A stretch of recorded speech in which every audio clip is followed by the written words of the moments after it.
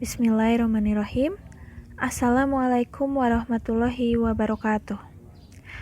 Alhamdulillahillazi an'amana binimatil iman wal islam wa nusolli wa nusallimu ala khairil anam Muhammadin wa ala alihi wa sahbihi azmain amma ba'du. Apa kabar anak-anak semua? Semoga tetap sehat karena ketika kita sehat, kita dapat belajar dengan maksimal. Dan juga kita harus tetap semangat dalam mengikuti pembelajaran kita kali ini. Ustazah akan ingatkan kembali, setiap pembelajaran bahasa Indonesia, kalian siapkan terlebih dahulu buku paket dan juga catatannya.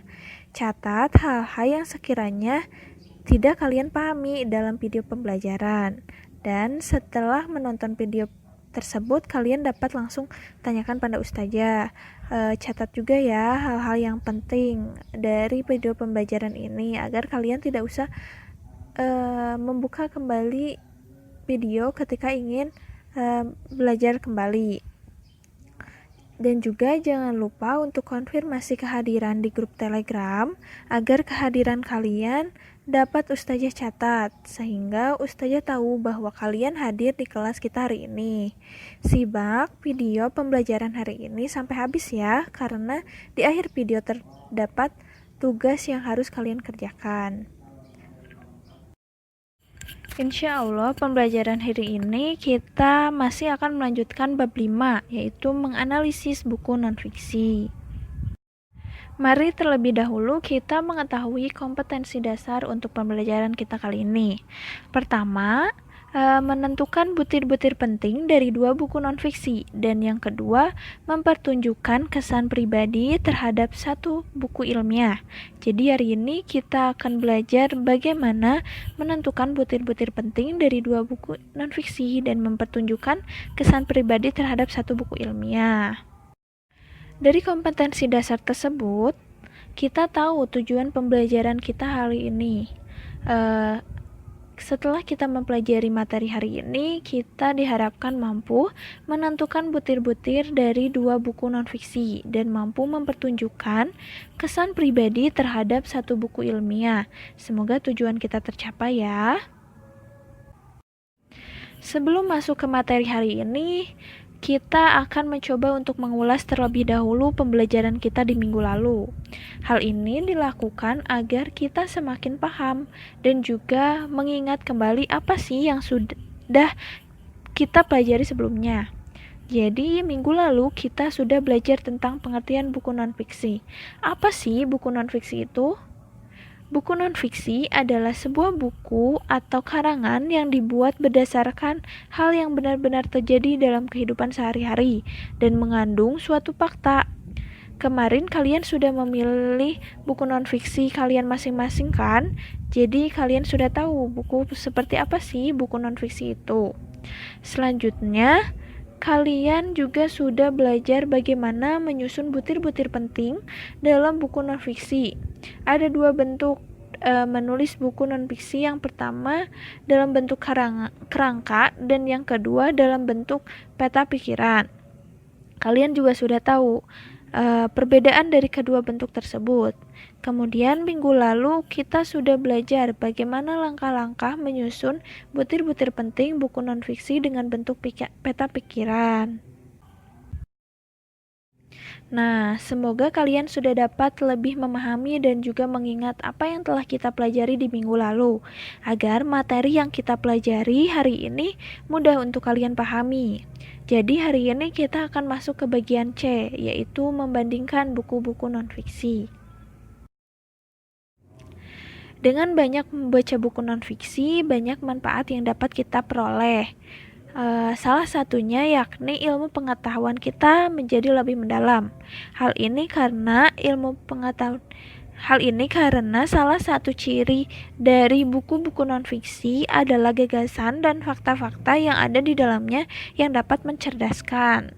Di samping itu, wawasan kita tentang keragaman isi suatu buku menjadi bertambah.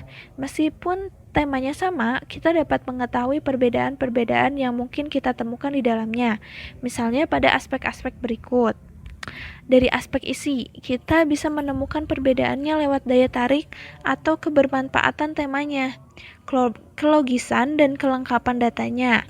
Pada 2 atau lebih buku dipengaruhi oleh ketiga hal tadi. Nah, kemudian dari aspek struktur, kita bisa membandingkannya dengan melihat ketentuan penyajiannya dan kelengkapan butir-butirnya. Selain dari kedua aspek tersebut, juga dapat dilihat dari aspek bahasa. Perbandingannya bisa kita lihat dari penggunaan katanya, apakah bakuan dari buku tersebut sudah baik atau belum. Kelugasan pilihan katanya juga pasti berbeda. Selain itu, keefektifan kalimat-kalimatnya pun dan ketepatan penggunaannya, ejaannya juga bisa kita bandingkan. Nah, yang terakhir aspek ilustrasi. Kesesuaian dengan paparan isi setiap buku yang telah dibaca juga dapat dibandingkan. Selain itu, daya tarik buku tersebut seperti apa. Jadi, ketika kita membaca buku non-fiksi lebih dari satu, kita bisa membandingkan buku-buku tersebut dengan melihat keempat aspek ini, yaitu aspek isi, aspek struktur, aspek bahasa, dan aspek ilustrasinya seperti apa. Ketika kita berhadapan dengan banyak buku, tentunya cukup menyita waktu. Oleh karena itu, perlu ada teknik membaca yang benar-benar efektif. Salah satu teknik membaca efektif dikenal dengan SQ3R. Sesuai dengan namanya, teknik membaca ini terdiri atas 5 langkah, yakni survei, kemudian membuat pertanyaan-pertanyaan tentang perkiraan isi bacaan, yaitu question. Kemudian ada melakukan kegiatan membaca, yaitu read. Selanjutnya menceritakan kembali apa yang telah dibaca atau recite, dan meninjau ulang hasil kegiatan membaca sebelumnya, yaitu review. Setelah mengetahui kelima langkah tersebut, ada penjelasan-penjelasan yang lebih rinci dari teknik SQ3R ini. Yang pertama yaitu S atau survei. Survei ini berkenaan dengan meninjau, meneliti, menjelajahi, yakni membaca butir-butir permulaan buku seperti halaman judul, kata pengantar, daftar isi, judul bab atau subbab, indeks, glosarium, dan lain-lain. Survei atau prabaca dilakukan dengan melihat seluruh organisasi suatu buku secara cepat. Tujuannya untuk mendapatkan kesan umum atau untuk memperoleh hal-hal menarik dari buku itu. Lebih detailnya, kegiatan survei buku dilakukan dengan langkah-langkah berikut. Yang pertama, menelusuri daftar isi. Bisa juga melihat halamannya. Tujuannya untuk mendapatkan keseluruhan organisasi buku. Jadi ketika kalian ingin membaca buku, kalian bisa melihat terlebih dahulu atau menelusuri daftar isinya terlebih dahulu. Selanjutnya, membaca kata pengantar. Nah, tujuan untuk mengetahui permasalahan utama yang dibahas buku itu. Jadi setelah kita lihat daftar isinya, kita juga dapat melihat atau membaca kata pengantarnya agar kita tahu apa yang dikemukakan di dalam buku tersebut. Selanjutnya, melihat organisasi bab secara sekilas. Lihat judul bab dalam buku itu seperlunya dari halaman pertama hingga halaman terakhir. Jadi kan di suatu buku itu terdapat bab-bab yang dibagi. Jadi kalian bisa melihat di bab 1 itu apa. Kita lihat babnya terlebih dahulu, tidak perlu untuk membacanya. Nah, dari awal sampai akhir. Yang kedua, dari teknik membaca dengan SQ3R ini adalah key atau question. Question ini yaitu mempertanyakan hal-hal terkait dengan yang diperkirakan muncul dalam bacaan. Pembaca merumuskan pertanyaan-pertanyaan sebagai informasi fokus sebelum memulai kegiatan membaca.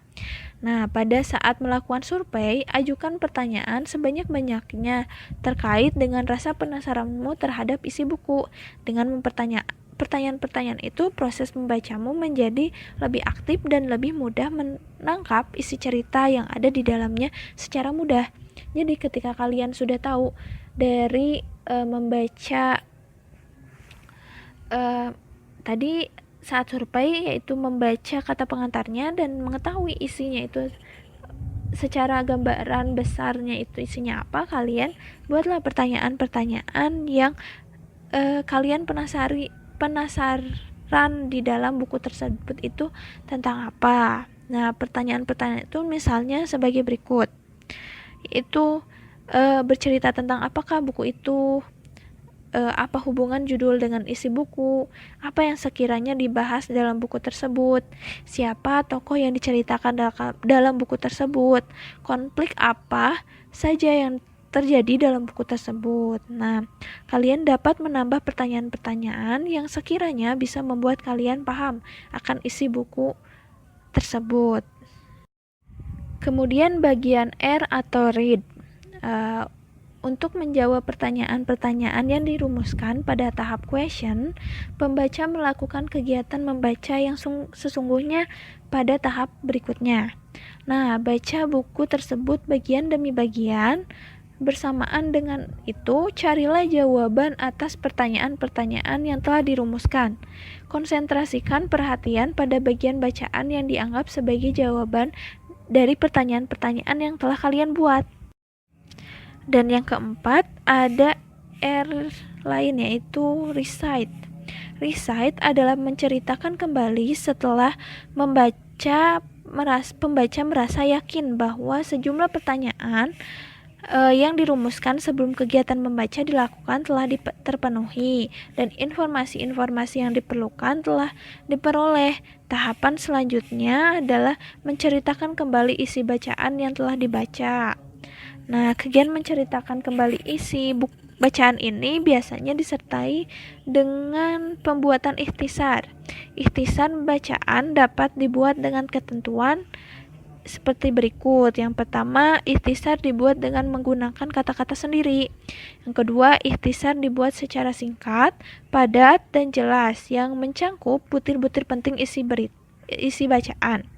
Nah, kegiatan ini dilakukan tidak berbarengan dengan kegiatan lain, misalnya mencatat sambil membaca atau mencatat sambil membuka-buka kembali halaman bacaan. Jadi ketika kita membuat ikhtisar ini, kita tidak melakukan membaca lagi, tetapi sudah dengan pengetahuan yang telah kita dapatkan dari membaca sebelumnya. Dan yang terakhir adalah review. Review adalah meninjau kembali kegiatan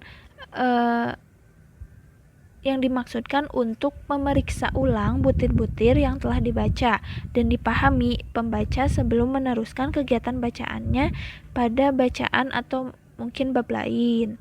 Setelah selesai keseluruhan dari apa yang harus dibaca, ulangi untuk menelusuri kembali judul-judul dan bagian-bagian penting lainnya. Tahap ini selain dapat memperjelas pemahaman dan apresiasi, juga bermanfaat untuk mendapatkan hal-hal penting yang mungkin terlewat pada langkah sebelumnya. Nah, sampai di sini paham? Jika ada yang ingin ditanyakan, silakan catat terlebih dahulu, kemudian setelah selesai menyimak video pembelajaran ini, silakan untuk tanyakan pada ustazah. Nah, materi selanjutnya adalah bagian D, yaitu menulis kesan pribadi tentang buku non-fiksi. Kita lihat di sini ada contoh untuk kesan pribadi tentang buku non-fiksi. Jadi ada penulis tersebut, ini kesan pribadinya dari buku yang telah dia baca. Nah, akan ustazah bacakan kesan pribadi tersebut, yaitu buku ini mempunyai kelebihan, yakni penggunaan gaya bahasa yang sangat mudah untuk dipahami, bahkan untuk para pemula dalam dunia website. Bukan hanya itu, buku belajar membuat website ini memiliki jilid yang sangat menarik dan juga terdapat berbagai macam gambar-gambar visual. Gambar visual tersebut menggambarkan materi-materi yang disampaikan sehingga dapat membuat para pembaca semakin paham. Nah, kekurangan buku ini adalah harganya yang terlalu mahal. Namun, semua itu dapat tergantikan dengan banyak hal berharga yang kita peroleh dari buku ini. Selain mahal, Buku ini sukar didapatkan karena hanya tersebar di beberapa daerah. Ditambah jarang ada di toko online yang menyediakan buku ini. Cuplikan tersebut merupakan pendapat atau kesan seorang penulis tentang buku yang dibacanya. Pendapat-pendapat seorang penulis tentang buku tersebut merupakan pandangan pribadi yang mungkin berbeda dengan pendapat yang lainnya. Meskipun bersifat pribadi, pendapat-pendapat itu sebaiknya disertai fakta atau ulasan yang jelas sehingga orang lain meyakini kebenaran akan pendapat kita tersebut. Nah, ada tugas ya untuk mengetahui pemahaman kalian dari yang sudah kita pelajari. Bandingkan dua buku non-fiksi berdasarkan isi struktur, bahasa, dan ilustrasinya. Kedua, kerjakan tugas pada buku paket halaman 139. Nah, hanya bagiannya A-nya saja. Batas pengumpulan tugasnya sampai minggu depan pada pembelajaran bahasa Indonesia.